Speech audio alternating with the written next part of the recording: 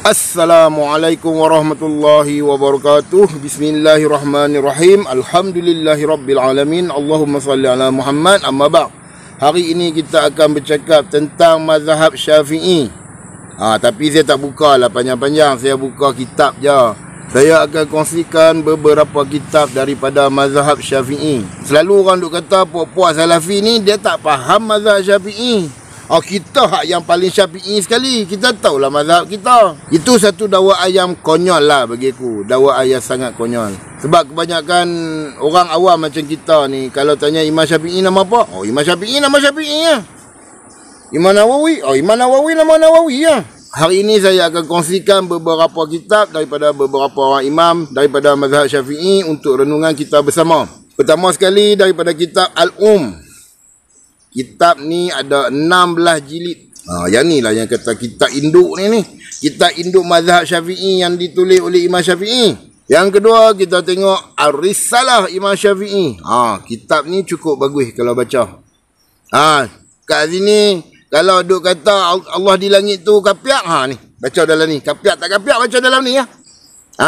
Baru tahu. Alamak. Hampa kapiakkan siapa tu tanya.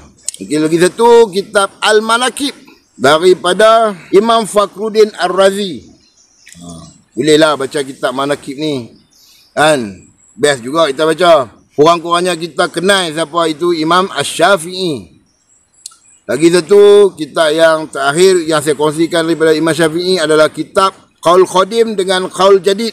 Pernah jadi satu ketika dululah dalam Malaysia konon-kononnya kita tak boleh kata Imam Syafi'i ni tak betul.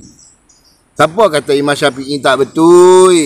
Orang kata ada fatwa lain yang lebih kuat daripada fatwa Imam Syafi'i. Orang tak kata Imam Syafi'i tak betul. Kalau macam tu fatwa orang lain tak boleh pakai lah. Imam Syafi'i saja kita nak pakai. Imam lain tak tahu apa satu kah? Nak tanya. Sambil tu kita kalau bercakap kena ada disiplin ilmu. Dengar betul-betul orang kata apa. Ada pandangan lain lebih kuat daripada Imam Syafi'i. Macam tu. Faham ayat tu bagi elok. Orang tak kata Imam Syafi'i tak betul ya. Ni Qaul Qadim, Qaul Jadid ni.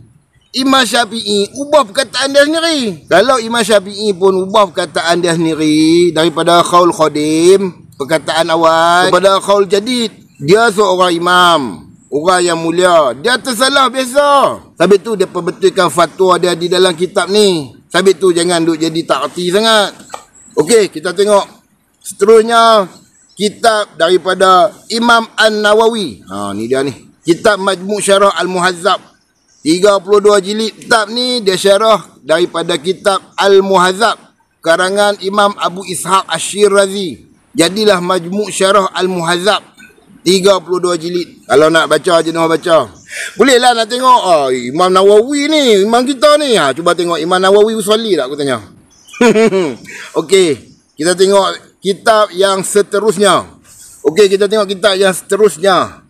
Yang ni kitab, mereka panggil kitab Muktamad Mazhab Syafi'i. Kitab ni nama dia Nihayah Al-Muhtaj. 8 jilid. Mana yang duk sembang kami hak Mazhab Syafi'i sekali. Hampa dah baca kitab ni belum?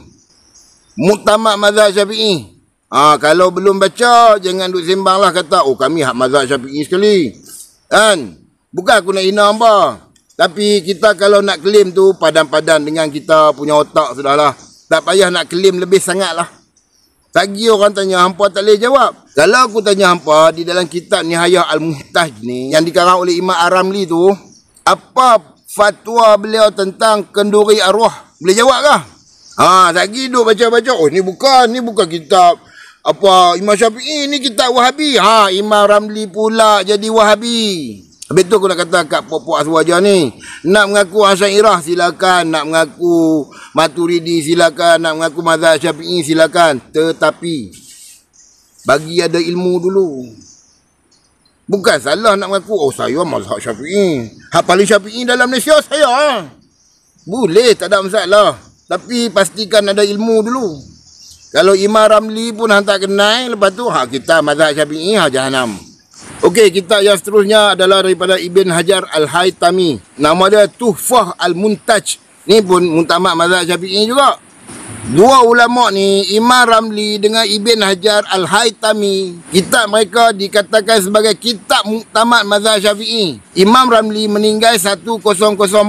Imam Ibn Hajar Al-Haytami meninggal pada 974. Tufah Al-Muntash ni ada 9 jilid. Last kali aku nak kata kepada sahabat-sahabat Azam Jawa ni, kita jangan rasa kita ada tok guru yang paling hebat. Tak ada.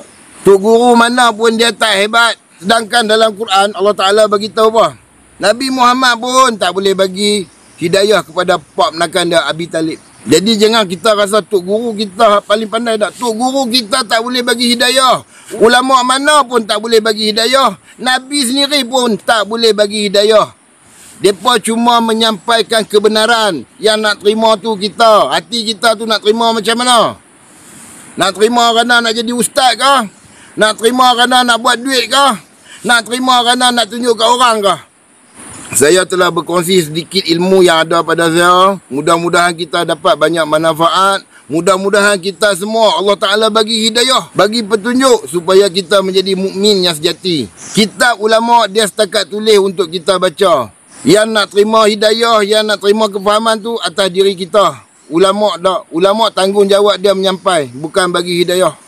Kalau ada tok guru cakap, hang kalau tak belajar dengan aku sampai bila-bila pun hang bodoh, tok guru tu hampa tinggal. Kalau ada guru, kita hormat guru tu, kita sayang guru tu.